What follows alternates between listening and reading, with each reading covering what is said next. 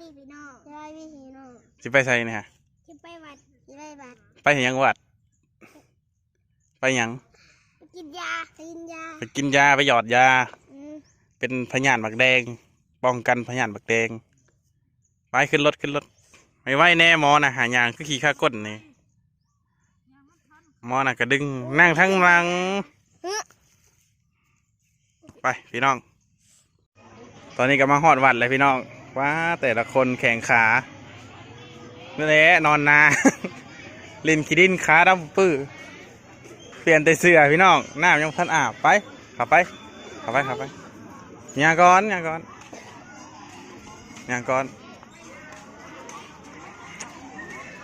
ย่าน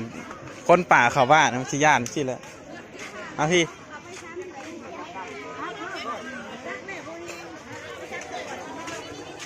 มารอทาพี่เอาพี่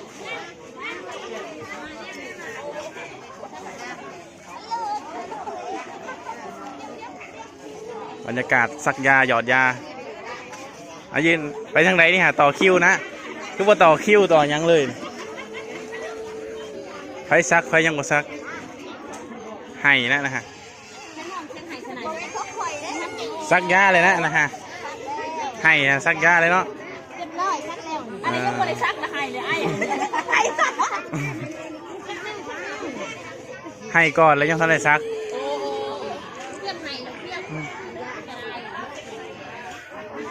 มานี่มายืนถือไว้โอ้เกิบกับผมใส่เกิบ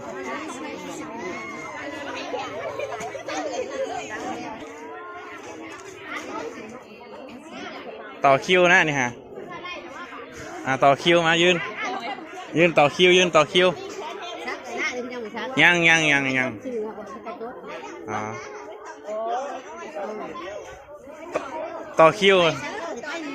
นี่พี่ยังขับไป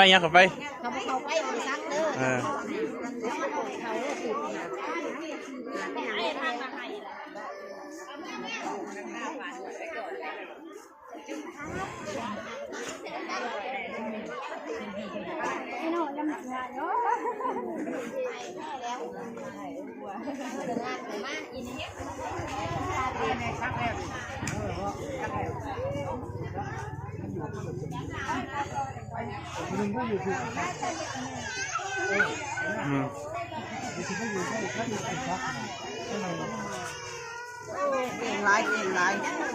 หลายซักนะเนี่ยว่าให้นะเก่งหลายนี่ตรงทางแม่มันแดงนี่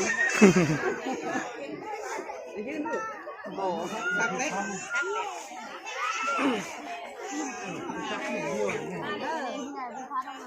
ซักยาหยอดยานะส่วนร้ายเพิ่นบริหยอดนะเรื่องอะไรซักเลยนะซักยากันพยาธิบักแดง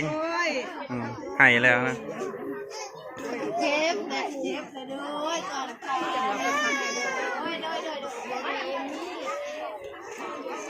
มาแล้วพี่นะสมาชิก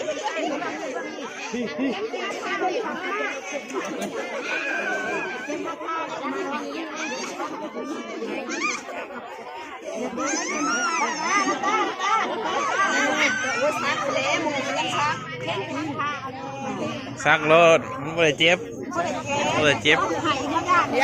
เขาย่านซื้อเที่ยวขนมเหี่ยนะ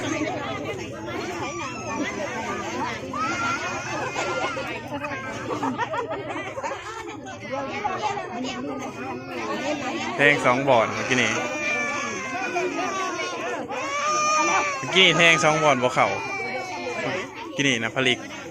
ตอนแรกแทงอีกบ่อนหนึ่งทอดออกอีกบ่อนหนึ่งอยู่นิ่งๆเด้อ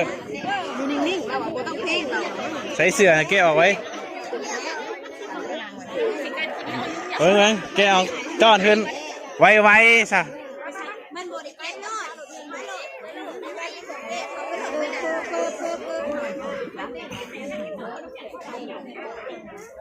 ไวมาเอาเลยสั่นมึงอย่างมาเด้อมาจึกมาซักเอามันออกมาแกเสียวกันเขาเห็นย่า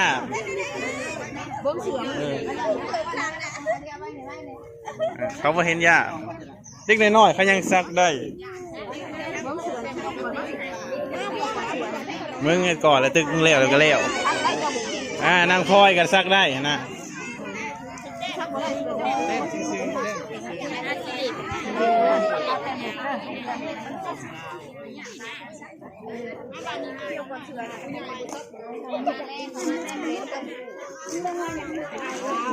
เห็ดซื่อๆบ่ต้องเก่ง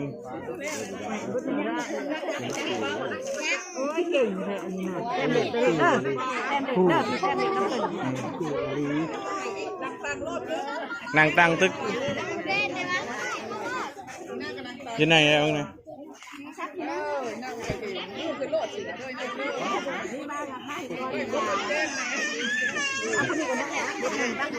อย่าเข่งอย่าดึงตังนะอย่าดึงบ่เจ็บดอกฮะแป๊บเดียวเองไม่ได้เจ็บ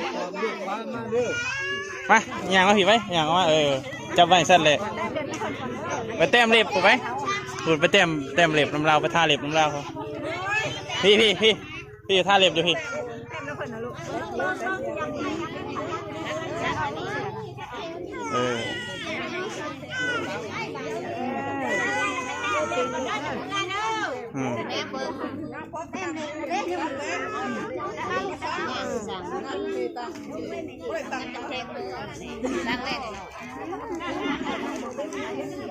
ก็บ่เจ็บหรอกเก่ง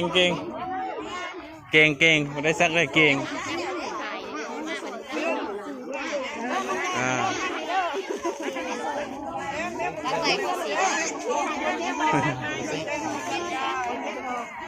ยก2 นิ้วนะแม่สู้เก่งน่ะนั่งตั้งนี่มานั่งตั้งนี่ไว้เพื่อนเลยพวกนี้เอาเลยคนนี้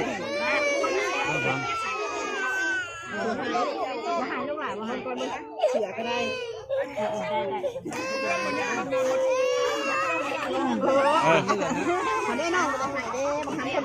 เดี๋ยวตีงเด้อตีงแล้วมันเจ็บกับบ่ตีงแล้วมันบ่เจ็บจับแขนไป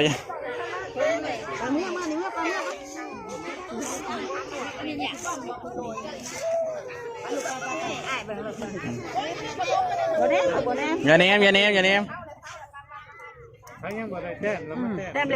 จับไว้วันนี้เอามือจับไว้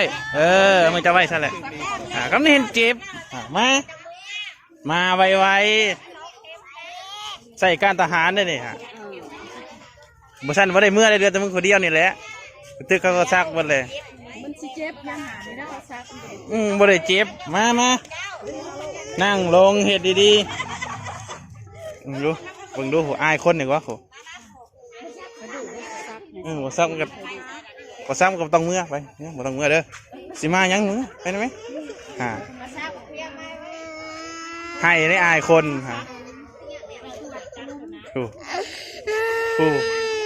คนที่จับไปแล้วมึงไห้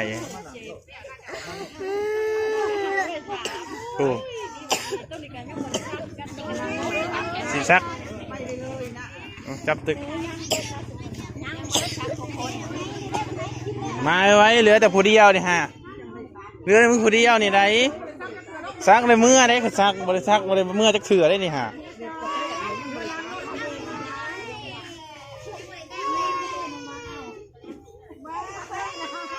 ไปเพิ่งดูย่านเข็มมาขอมือรุด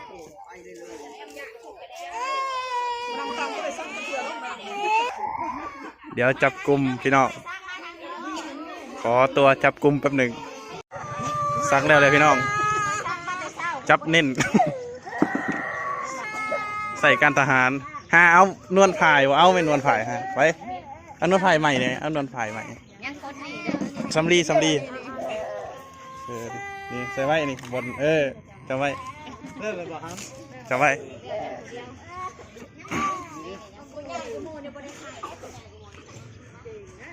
ไปคนสุดท้าย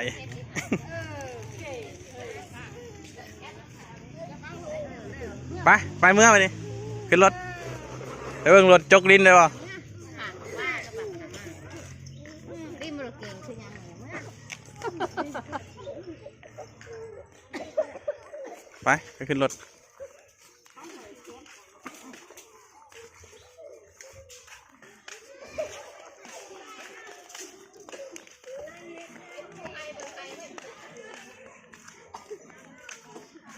ทานี่เด้อทานี่แหละเดี๋ยวไปหาครูบาแป๊บหนึ่งทานี่แหละยื่นทานี่ไปพี่น้องหลังจากที่บอกว่าสักยาจะให้ไปพาไปเบิ่งรถจกกับรถแก่ดินทำตามคำขอหมอไปยังไปเบิ่งใกล้ๆเห็นนะ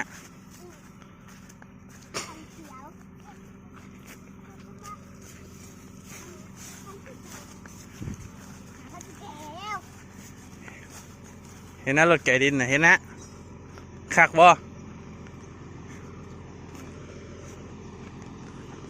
ไปเบิ่งไซนะฮะอันนี้หารถแก่รถจกนี่อันนี้รถแก่รถจกอันนี้รถแก่ดินอันนี้รถแก่ดิน2 คันนี่คันเหลืองกับคันขาวอันนั้นรถจกอันนะถึกใจพี่น้องถึกใจเขาจะติดสตัดเครื่องเลยนะเห็นนะ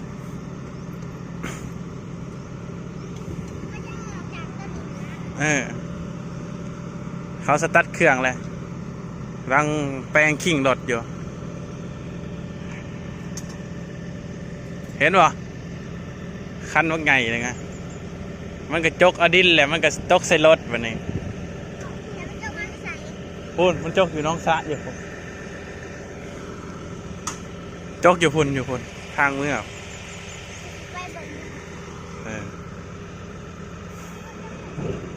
ตอนนี้มันหยกดินเลยนะนี่ เห็นเราหยกดินเลยนี่เห็นนะคักบ่เขาหยกดินให้เบิ่งเลยนะถึกใจเลยพี่น้องถึกใจเพิ่นพี่น้องดีใจได้เห็นดีใจได้เห็นรถดีใจนะคักบ่เห็นหยกขี้ดินออกมาเลยขี้ดินมีหยกข้างไว้เลย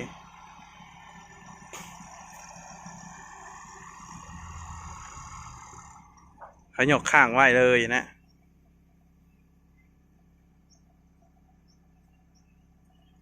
ไปเมื่อแบบนี้ว่าพูดกับวัดมือเลยพวกเขาสิจกเวลาจังก็เบิ้งเขาสิเผื่อเขาสิจกวัดมือยังแป้งเครื่องจักรอยู่ยังซ่อมแป้งอยู่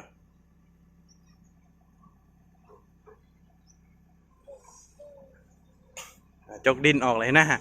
เขาจกกันออกเลยนะเบิ่งดูฮะจกกระพุ้ยออกเลยแขนวักงาวหนึ่ง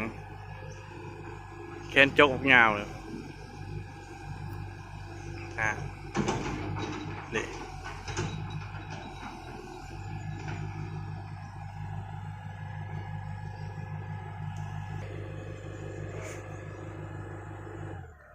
มันจกไว้เลยจกข้างไว้เลย